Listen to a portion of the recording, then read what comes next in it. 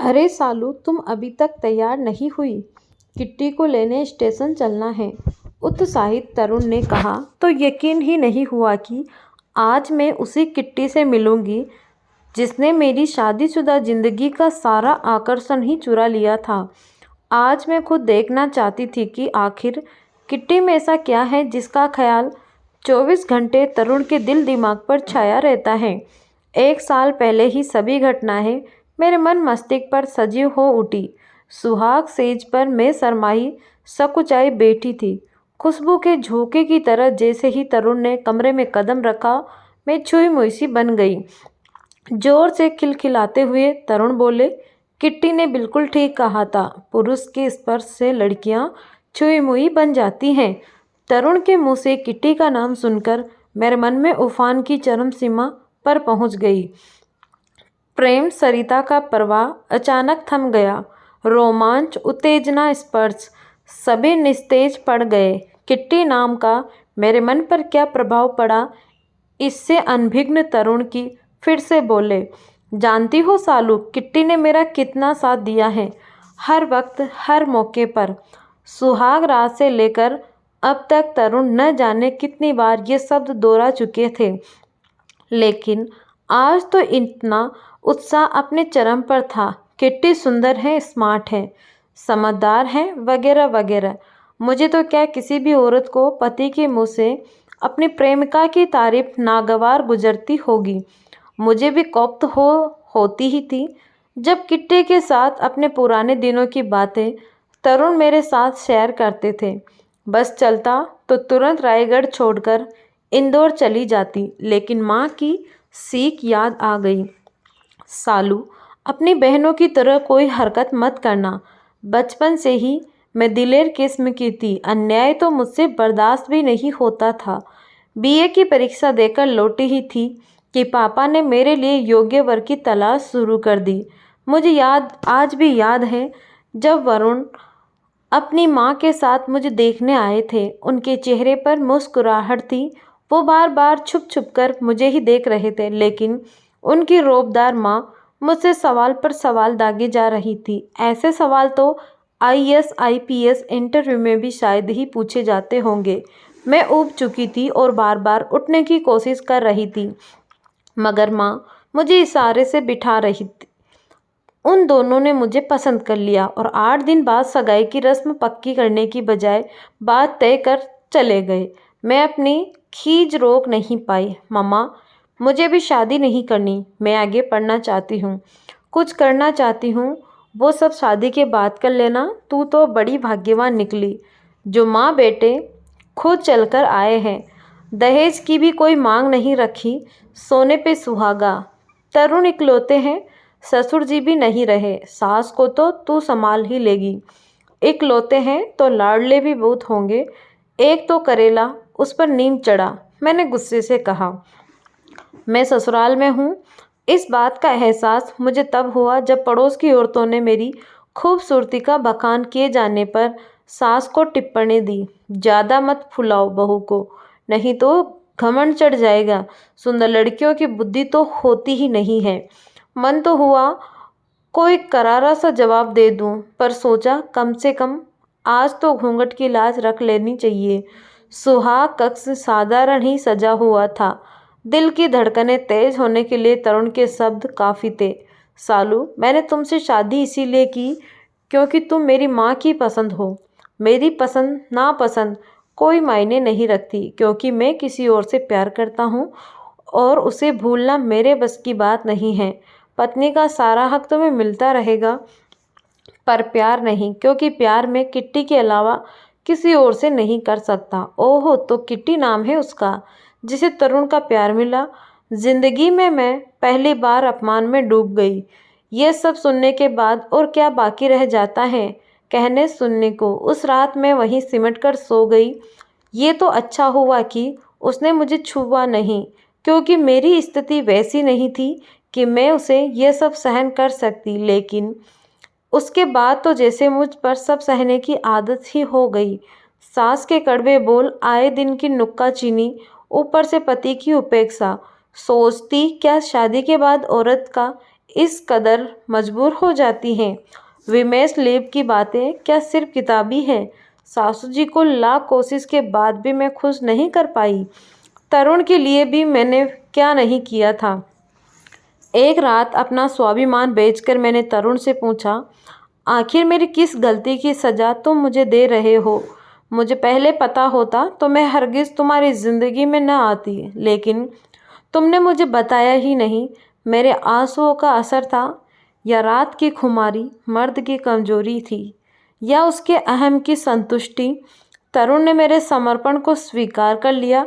फिर तो हर रात समर्पण का ये सिलसिला चल निकला। इन्हीं अंतरंग पलों में मैंने तरुण से कहा, सच तो यह है तरुण, शुरू शुरू में जब मैं यहाँ आई थी तो यहाँ की किसी चीज़ से मुझे लगाव नहीं था, लेकिन आज कब और कैसे मुझे तुम्हारी हर चीज़ से प्यार हो गया मुझे नहीं पता।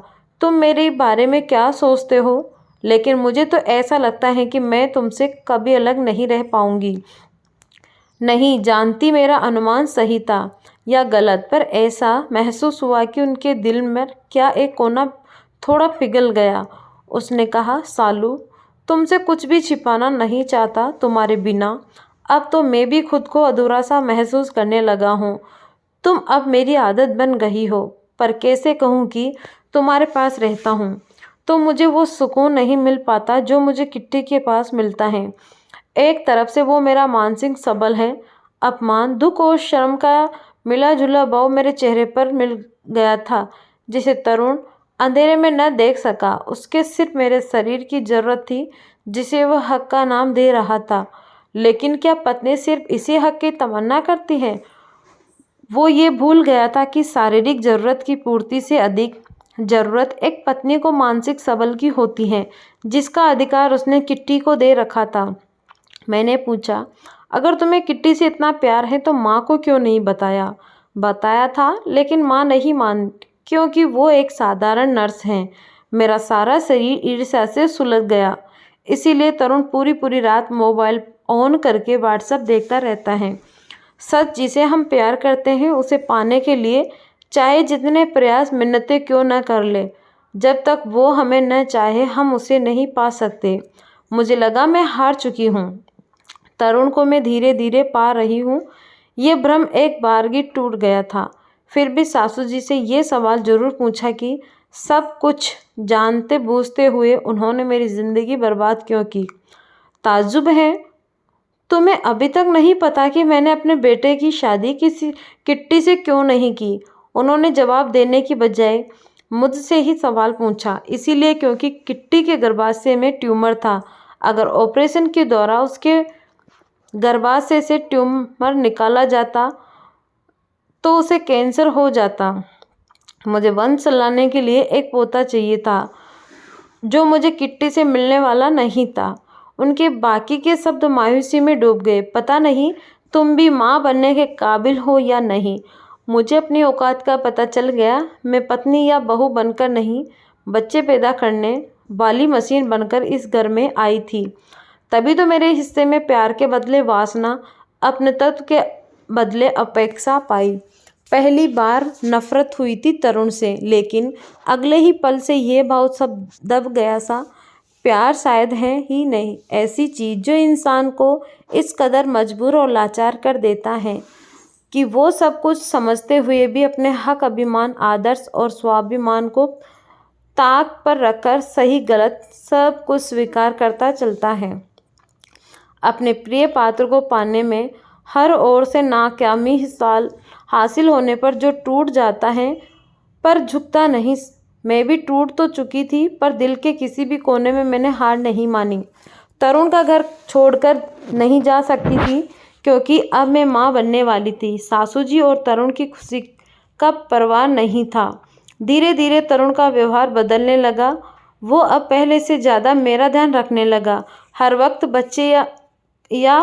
बच्चे सा मासूम चेहरा लिए सवाल करता, क्या सच में मैं बाप बनने वाला हूँ? मैं उसे जबरन काम पर भेजती, लेकिन वो जल्दी ही घर लौट आता। तरुण का प्यार मुझे थोड़ी देर के लिए ही सही खुश कर जाता, फिर भी मुझे आत्मसंतुष्टि न मिलती। सोचती शायद मैं माँ बनने वाली हूँ, इसीलिए तरुण का व्यवहार पहले से बदल रहा है। कभी सोचती कि ये भी तो हो सकता है कि प्रेगनेंसी के बाद मेरा बच्चा किटी को सौंपकर वो मुझे घर से ही निकाल दे। इतना सोचते ही मैं कांप उठती। 9वें महीने का अंतिम सप्ताह चल रहा था। मैं हॉस्पिटल से सासू जी के साथ ऑटो रिक्शा से वापस घर लौट रही थी कि पीछे से बस का एक जोरदार झटका लगा और हम दोनों सड़क पर आकर गिरी। सासू जी को तो ज़्यादा चोट नहीं आई, लेकिन मुझे अचानक जोरों का दर्द शुरू हो गया। नर्स और डॉक्टर के शोरगुल के बीच बेहोशी की हालत में भी मुझे आवाज़ सुनाई दी, हालत नाजुक है, पता नहीं दोनों को सही सलामत बचाया जा सकेगा या नहीं। मुझे बच्चे से कोई लेना देना नहीं। डॉक्टर प्लीज़ सालू को बचा लीजिए। तरुण के शब्द मुझे सालू चाहिए मेरी अंतरात्मा को तृप्त कर गए। मुझे अजीब सा सुकून मिला, लेकिन अगले ही पल अपने बच्चे को खोने का एहसास मुझे अंदर तक झिझोड़ गया। बेहोशी की हालत में भी मेरे मुंह से तरुण मेरा बच्चा, तरुण मेरे आंसू को पोंछता रहा और बोला, तुम्हारा बेटा सही सलामत है, तुम उसकी फिक्र मत करो। सच मुझे यकीन नहीं हो रहा था। मैंने तरुण से फिर सवाल किया, तुमने मुझे क्यों बचाया तरुण? ऐसा मत कहो सालू, मैं तुम्हारे बिना जी नहीं सकता।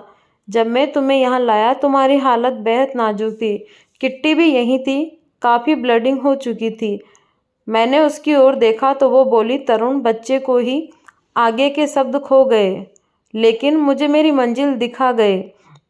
मैं सोचने लगा, क्या एक औरत इतनी स्वार्थी हो सकती है? लेकिन फिर सोचा, किट्टी का तुमसे क्या मोह? जब मैं तुम्हारे नज़दीक रहकर तुमसे इतना प्यार पाने के बावजूद अपने सुख की सोचता रहा, असली कसूरवार तो मैं ही हूँ कि मैंने किट्टी को इस हद तक बढ़ने दिया कि वो तुम्हारा बुरा सोचे। मेरी आत्मा तुम्हारे जीवन के लिए पुकार उठी और ईश्वर ने मेरी सुन ली। अचानक किट्टी हॉस्पिटल से चली गई और हमारी ज़िंदगी से भी। हमारे बाग का एक फूल अपने साथ पूरी बगिया की बहार ले आया था। तो दोस्तों, ये थी कहानी। धन्यवाद।